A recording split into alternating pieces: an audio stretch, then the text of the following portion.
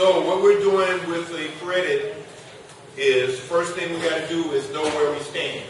Now, where's the only place you can get a valid credit report? FICO, Fair Isaacs, SCL, whatever it is.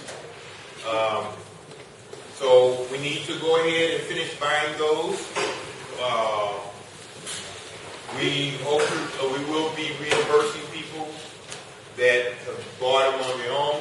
The next step is you have to have 3 credit cards and 1 good installment. And don't rush.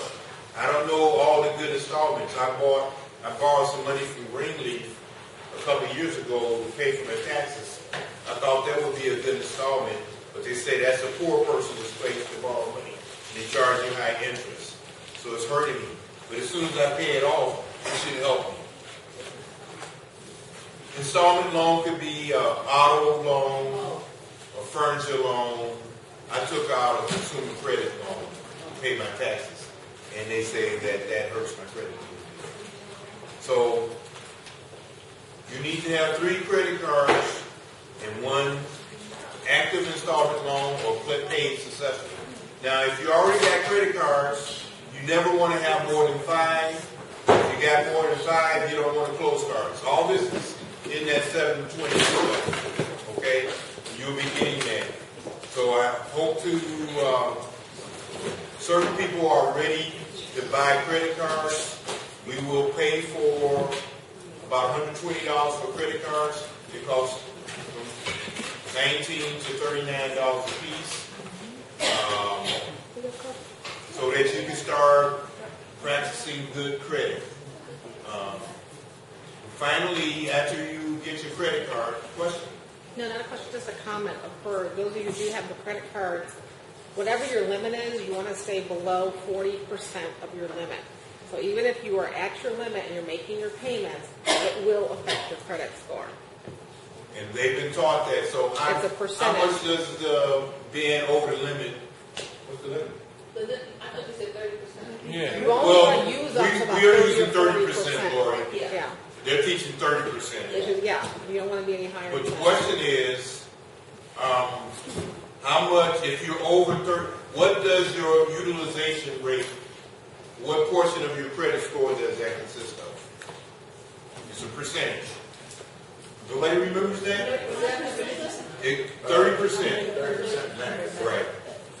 So if you're over the limit, like all my bills are paid on time, but on occasions I've been over the limit. Now this is since I retired, since I know how much money I'm making. So all my bills are on time. I got PNC virtual wallet, all my stuff is paid pretty much a month before it's due. So I have no trouble with late fees. You don't want to get in those anymore. Okay? Okay, you said $300 or something? No, $300 if you have $1,000 max. Yeah. That's 30%. We're using 30%. So anyway, the next step is to buy the credit cards. It takes about 45 days to see results if you do something positive. But if you have something negative on your credit, they do pretty much a real-time check. And they'll check your whatever you got right on the spot. But if you want to see something good, it takes almost 45 days for it to hit, for them to check that. But when you go apply for a loan, they'll test you right where you are. If your stuff haven't hit positive good, it may take up to 45 days for you to see it, for the good stuff. So we're going to give, once you apply for your credit card, you need to start using it. I would pay a utility bill and pay it off immediately. And in June, we're going to work on disputes if you have negative stuff on it. And it'll take maybe 3 months. And at the end of graduation, you should see some improvement in your score if you've been using credit wisely. And that's why I'm encouraging you to get 3 credit cards. You don't want more than 3, definitely. If you already got a credit card, then we'll give you 2. Okay? Also, in the literature, I I'm not going to be holding your hand. I'm expect you to go through the 720. You can ask me questions. But I do not want you, opposite of what she said, to pay old stuff off immediately. Because your credit counselor, Ken Nichols, and Lexington Law will advise you on what you should let slide and what you should pay off immediately, okay? Because some things, if you pay it off, it'll stay on your account for 7 more years and destroy your credit. And it could just be going away in 2 months, okay? So you need to look at that. And that's the way. Do we have any questions? Questions? When are we going to see Ken Nichols, or how do we do? We just take in our credit report. How do we do purchase? You will give him a call in the next month or so. You're not at that point yet. Right. Yeah. We'll let you know when you start. He'll probably start either calling you guys or when we tell them that you all are at that point, and he'll set up a phone conference.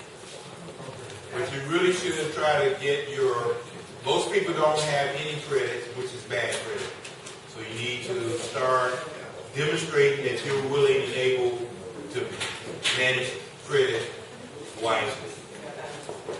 The quick question is, if we are trying to establish credit for our farm business, then we're starting at pretty much ground zero. It doesn't have a history or anything. Is that correct? Frequently, yes, that's true. But frequently they make you share your personal credit.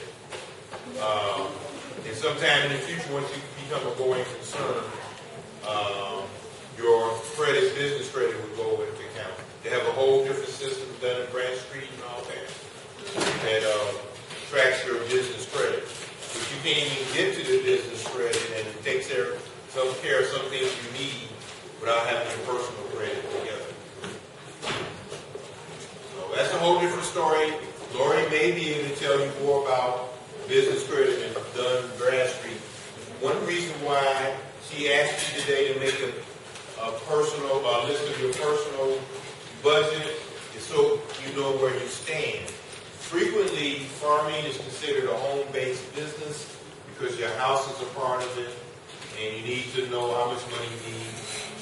That's particularly true if that's the only source of income, and we want to work assuming that is a possibility.